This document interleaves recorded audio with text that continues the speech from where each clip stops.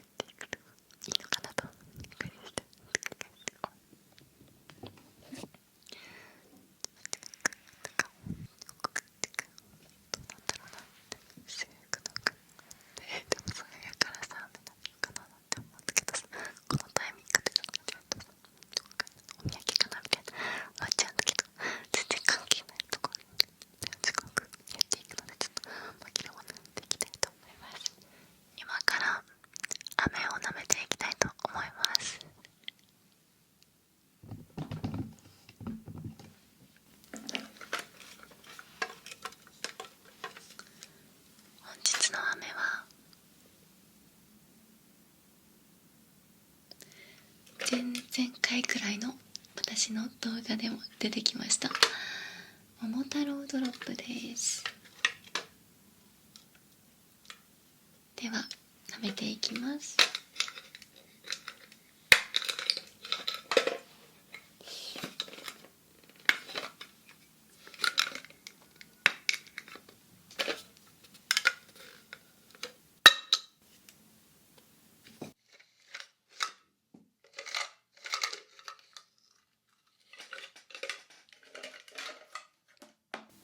いただきます。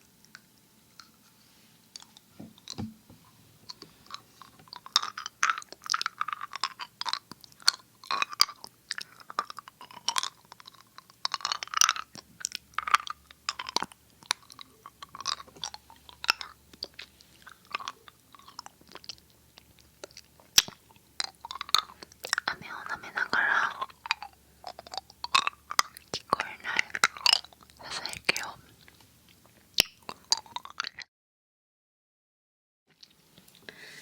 ということで、今からですね、何を話していたのかというのを軽くおさらいしていきたいと思います。どうだろう、部分部分で聞き取れるようには意識したつもりです。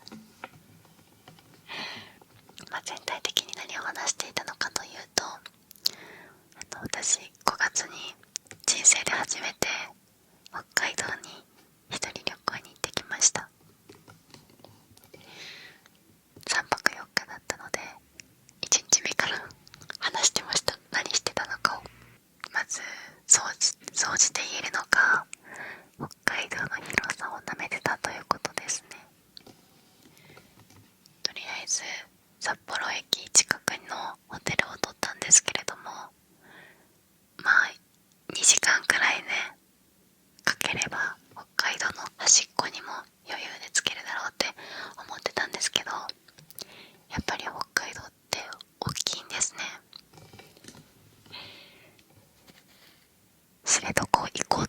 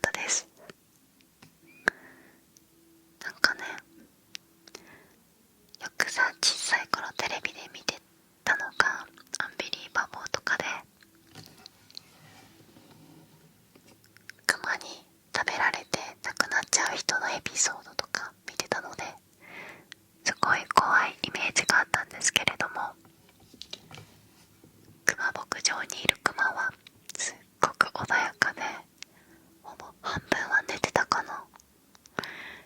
とっても癒されました。もう何時間でも入れるわと思ってずっとクマさんを眺めていました。ただね、ロープウェイで登るくらい標高が高いので、夕方らへんになって結構体が冷えちゃったので、そのまま次は日帰り温泉に行きました。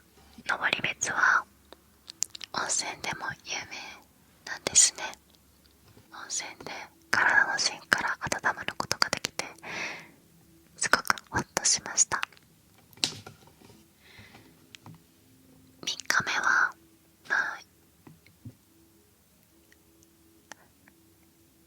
ホテルでぐっすり寝てたら、もう気づいたら昼過ぎだったので札幌駅周辺を楽しんでました。たぬき工事かな、たぬき工事商店街という結構広めの商店街を見に行ったりとか、あとはやっぱり札幌といえばスープカレーなので、奥芝商店というね、インスタでよく上に出てくるスープカレーのお店に行ってまいりました。平日だったので、一組待っただけで私は入れましたね。エビベースのスープカレーがとっても美味しかったです。ご飯にレモンが乗っていてびっくりしました。味変的な感じでレモンをかけて食べるとすごくさっぱりして美味しかったです。レモンをかけた白米とスープカレーと合うんだなと初めて知りました。で、最終日の4日目は小樽に行きました。小樽でね、どこだったっけな、だったか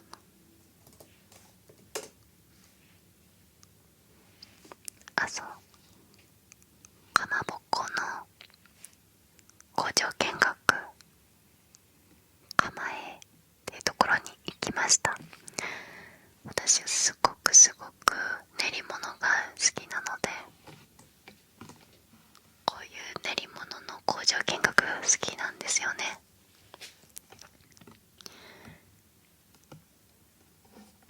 そこで何食べたっけな、い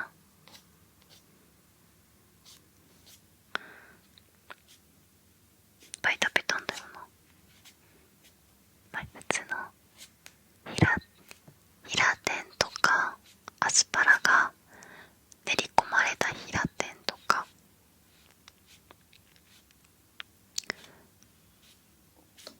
いろいろと食べました。あとね、ここの練り物の商品で結構人気そうだったのがパンドーム、すり身に溶き卵、ベーコン、チーズ、玉ねぎを入れ薄いパンで包んで揚げた限定商品。もうすごくお菓子みたいな感じですごく美味しかったです。あと小樽ってオルゴールとかガラスも有名なんですよね。オルゴールの店でいろんな曲を聴いて癒されました。最後は千歳空港で一元っていう有名なねラーメンを食べました。